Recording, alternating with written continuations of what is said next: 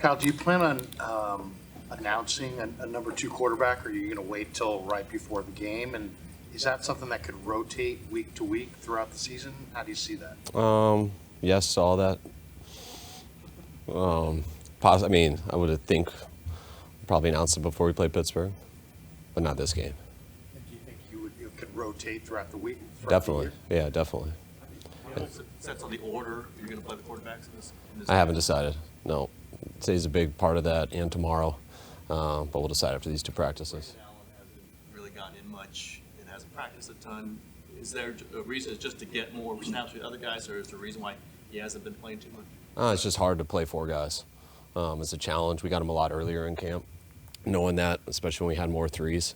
But I mean, we don't even do really 3s now. Our 1s are consistent of 1s and 2s, and our 2s are consistent of 2s and 3s. It's just tough to get those at this time. Do you know how the procedure will work with the 3rd quarterback rule? Are you going to have to designate a guy, or is it just one of your 7 inactives can theoretically play? No, I believe they sent the memo last night. I have not read through it all yet. But I believe we're going to have to designate him. It'll be a specific guy. You can't go back and forth. You said, I guess it was 15 days ago now, you were not at all stressed about Nick Bosa not being here. How are you feeling today? Nothing's changed. I know John was just saying for himself that he usually thought he needed 3 weeks of practices to be ready for week 1. I mean, it's for everybody, but in your general idea, we're inside 3 weeks, we're right about 3 weeks now. Do you think it's about 3 weeks, 2 weeks? What does a player generally need? You never know until you put him through that.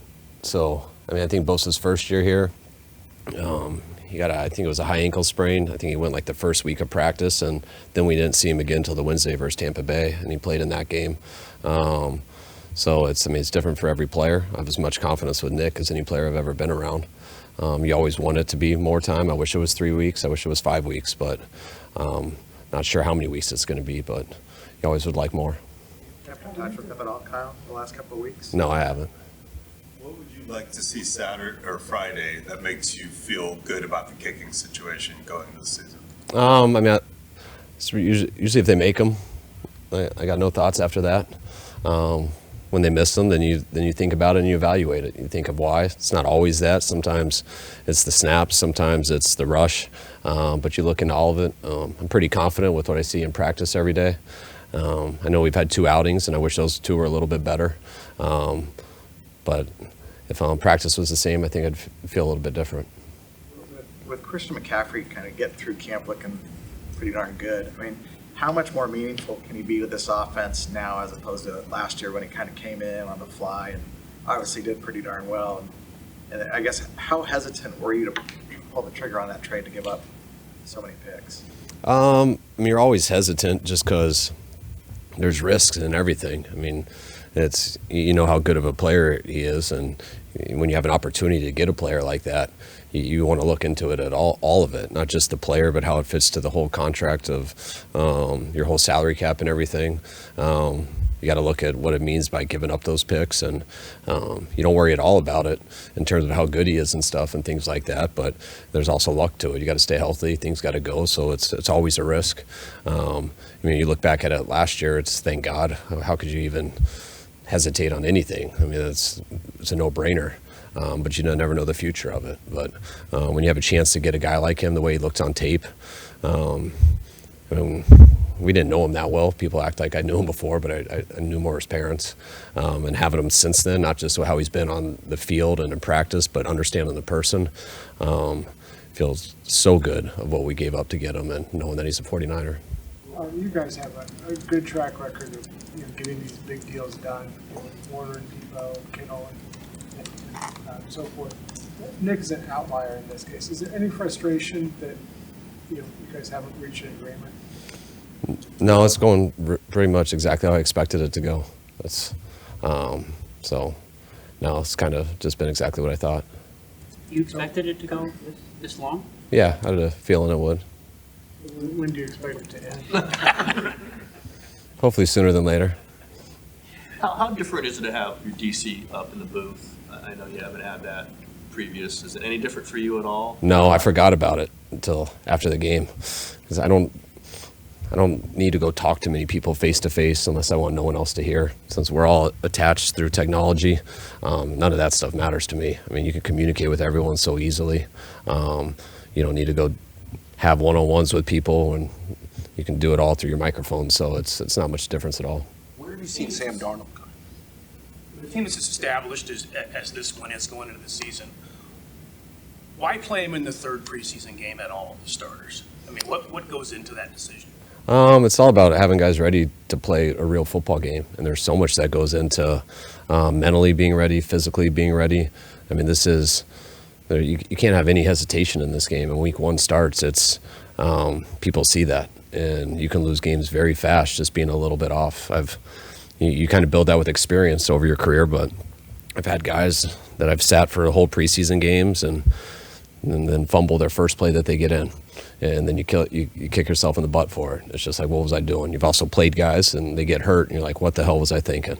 So there's zero absolutes in any of it. That's why I don't sit here and tell you guys what we're doing way in advance. I look at each thing day to day. I look at our practices. I look at our reps. I look at the individual, how he is and where he's at in his career, how he is just with the week and where he is in terms of being ready for week one. All that stuff goes into it. And you don't really know until it's over what the right decision was. So that's why it's not always fun to make those decisions. But I also know when you just sit at everyone and you don't practice football, you do your guys a pretty big disservice. Where do you see Sam Darnold make the biggest improvement this offseason? Just each day. I mean, coming here, not knowing the offense, not playing an offense similar to it. Just his command, getting in and out of the huddle, where he is now compared to day one. He's been real consistent in everything that he didn't come in the first day just owning it all, because you can't when you don't have the experience. But each day that he's done it, he's gotten better and better, and he just looks more and more comfortable in everything he's doing. Question for Trey. Where have you seen him make the biggest improvement this offseason? This offseason was just kind of getting healthy again and redefining, how he throws, getting his balance. I think Trey, from when he got hurt to where he is now, completely, I think it helped him. It always helps to play through things and go through that stuff, but for him to sit back last year and really get to watch some stuff and know what he needed to focus on, because he did get that week and a half of playing. He did get the whole training camp, the whole preseason. He knew exactly what he was in for, and unfortunately, he got hurt and didn't get to go through it. But I think he made a positive out of it, because mentally he really saw what he had to improve on, just watching other guys go through it. And it's been pretty well documented, but I think he did improve on that stuff before he came back. And now improving on it before he came back has allowed him to get a lot better through all his reps. Thought ahead yet about who you'd like to see running the scout team and who could benefit from the extra reps that provides throughout the course of the season? I mean, yeah, but then again, this is the NFL, so you think about how to get your team ready to win that week, and most of that has to do with who's best for our defense, who gets them the right look and prepares our team the best way for what they're about to face on Sunday, and after that, you try to get everyone reps, because you only get better with reps. So you're saying that could alternate week to week between Sam and Trey. Yep. You have 3 quarterbacks, I don't think at all before. Are you pretty much committed? You're going to keep at least 3 on 53? We kept 3, I think. No, we had CJ and Nick, all 3 of them. After I think Nick started playing, I think we kept all 3 of them. I mean, you keep 3 when you have 3. And everyone in the NFL, it's hard with the 53-man roster. So you'd like to keep 2 so you can get another position somewhere. The new rule, I don't think is going to change anyone. I mean, that's just a bonus. It's not like you get an extra 54th. It still takes away from that. You just get extra one up on game day. But for what happened to us, the one time out of 10,000 games or whatever it is, I don't think people are going to change their rosters because of that. But if you do have a third one that you don't want to lose, because it's hard to have quarterbacks. It's hard to keep them on practice squad too. Then that's what you got to do. What are the traits you saw in Anthony Miller that led you guys to bring him in? I mean, I remember studying him coming out of college. We were big fans of him coming out of college. I remember him with the Bears doing some good things, but we had a workout with guys. I didn't even go out to it, but they were the most impressed with him out of the 4 people. I think we had 4, maybe 3, but he's a guy I remember being a big fan of in college. Your wide receiver core, you lost a couple of your vertical speed. How important as a play caller is it to have that vertical threat, and does it change how teams defend you if you don't have that piece? Yeah, definitely. It's extremely important. You have some people with that 40 time. People know when you don't, and it changes a lot of stuff, makes it tighter. Kyle, what do you think of Elijah in his first practice back, and do you anticipate him seeing a decent amount of playing time on Friday? I doubt it. We got to ease him back in. Yesterday was his first day back. I thought he looked awesome. We'll see how he is today. We'll kind of factor that in after 2 more days of practice, but I don't picture Elijah would just get in these 2.5 days in being a big thing this week, but we'll see. I'll give one more. Go ahead. Can I go?